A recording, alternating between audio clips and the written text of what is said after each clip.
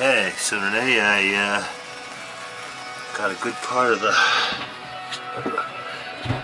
reassembly done. Got my exhaust in,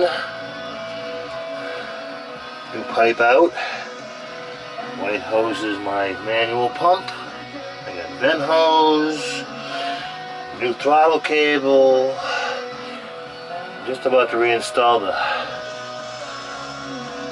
shelf for the gas tank, and the steering, and the hand pump, and the connections to the fuel tank. It'll be done for this project. A little bit about throttle cables. It's a standard. Jamestown Distributors carries them. After, I don't know, 40, last year broke on me, so built in 68. So 48 years, and the sheathing broke on me, not the cable. I was able to get an exact replacement. So this is a piece of half-inch marine plywood. This is what the fuel tank sits on. I believe I added this metal edge right here so the tank wouldn't slip off, because this whole thing's at an angle. And basically has 4 brass screws on either side that screw down into a piece of plywood on either side that's been epoxied in. I removed this to get to my Cutlass bearing and seal and service all that. I had to remove the exhaust and all that happy stuff.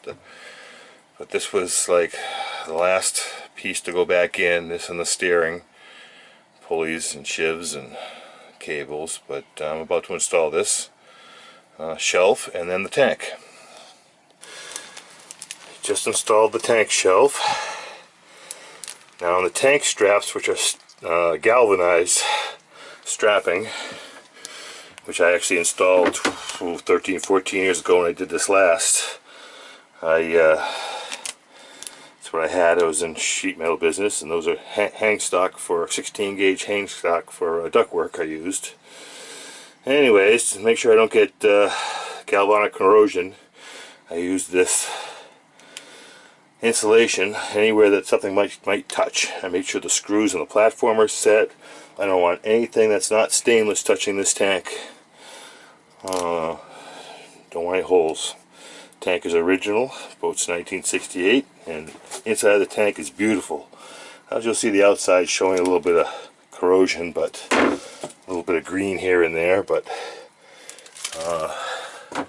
essentially it's in great shape. Alright, little 3-in-1 oil used for what's recommended for the steering cables, for the barnacle cables and sheaves. Get oiled while I'm down here. I got room. I put that foam on that edge, front leading edge of where the tank is going to rest against, and also there's my strap with the foam on, 2 straps, and steering for my helm, lubricated, ready to go. So I'm ready to install this tank. And as you see the filler neck, I'm going to leave the filler neck there, make sure it's lined up with it when I get it in. And then there's a block that goes on attached to this side that the straps get attached to. And then we just got to make the vent, fuel fill, and sending gauge connections.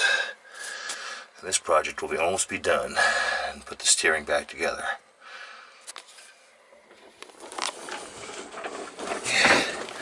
This fuel tank actually does fit in through the lazarette, just barely, and I mean just barely. That's a cutout we had done back in 75 to install the helm, the wheel, and as you can see, it fits. In it goes. Nothing to it. This is the block for the starboard side. I didn't have to remove the port side. This actually, I took this out, I marked this with an O for outside and T for top, so I knew what the orientation was. It goes like this. And it captures the tank, and it also, these screws here hold the tank strap down. Show you that in a minute once it's installed. These screws, strap screws. And this is me inside the starboard lazarette. And here's the tank installed. Straps, block. Okay, and you can see why the tank was cut out for the steering. A little overcut. And then there's my fill nut connection to make sure it lined up as I was assembling. And it should be fine. Might need to come back to me a little bit. I think it slided a little bit. And my vent, and my fuel, and my gauge, all kinds of fun. And I get to put the steering back together. And a pump, bilge pump, hand pump. Alright, so here we are. Everything's connected. Got a vent tube here. This one here, run around. Just so that it's away from the steering. And I'm making the tank connections right here, the fuel sending gauge connections. And I will seal these with liquid electrical tape, this stuff. And use a quality crimper, ratcheting crimper, which has strain relief on one side. And make sure we get still strain relief on this so that it doesn't go anywhere. That should be good to go. I had to remove this to get the hose off, and had it temporarily butylled on. I'll have to clean the butyl off here, reset it. But there's my tank connection there. I'm going to drop everything down from up top here and go down below and make the clamp connections. Reseal the filler with butyl. And one of the things though about butyl is that it's not gas friendly, fuel friendly. But I do not spill when we fill, so that should not be an issue. We're looking more to keep it watertight, but gas will dissolve butyl.